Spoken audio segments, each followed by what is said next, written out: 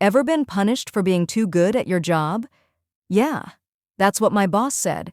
He fired me for being too quiet. But what he didn't know is that silence can be deadly. And no, I didn't burn the office down. Don't worry, I did something way worse.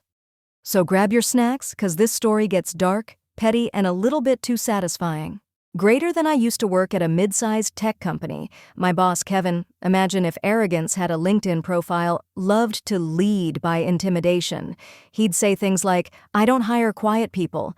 Quiet people hide mistakes, bro. The only mistake was your haircut." Anyway, I was the quiet one. The guy who came in early, got stuff done, didn't gossip. And Kevin hated that. He wanted energy, whatever that means. Then one Friday, he called me into his glass office, the one where you can see your own sadness in the reflection. "Kevin, you're just not a cultural fit, Mark. You're too quiet." Me, "So you're firing me because I don't talk enough?"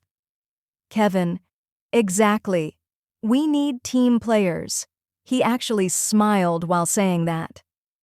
I left that office humiliated. My coworkers looked at me like I was contagious. But that night, sitting in my car, something in me snapped. If Kevin thought I was too quiet, I'd show him what quiet can really do. First, I waited. Silence is strategy. Then I started gathering things, old email threads, Slack messages, a few project files. See, Kevin loved taking credit for his team's work, especially mine. Over 6 months, I had proof, tons of it, that he'd falsified performance reports and used junior employees' work in his executive presentations. Honestly, I was shocked. Not that he lied, but that he couldn't even spell strategy correctly. Then came my favorite part. I reached out to HR, anonymously, sent them a full file titled, "Quiet People Make Noise Too." Petty? Absolutely. Effective? You bet. Within 2 weeks, an internal audit started. Kevin was sweating harder than a Wi-Fi router during a Zoom meeting. But I didn't stop there.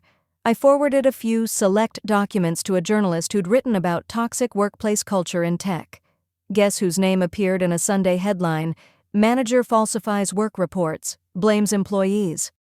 By Monday morning, Kevin's motivational quotes on LinkedIn were gone. So was Kevin. Greater Than HR called me a week later. They didn't know I was behind it, but they asked if I'd consider coming back. I said no.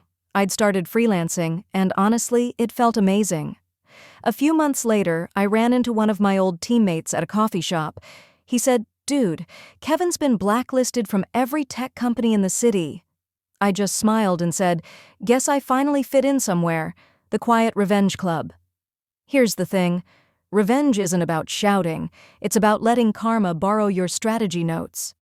Kevin wanted noise, but in the end, silence destroyed him. So yeah, maybe don't underestimate the quiet ones in your office.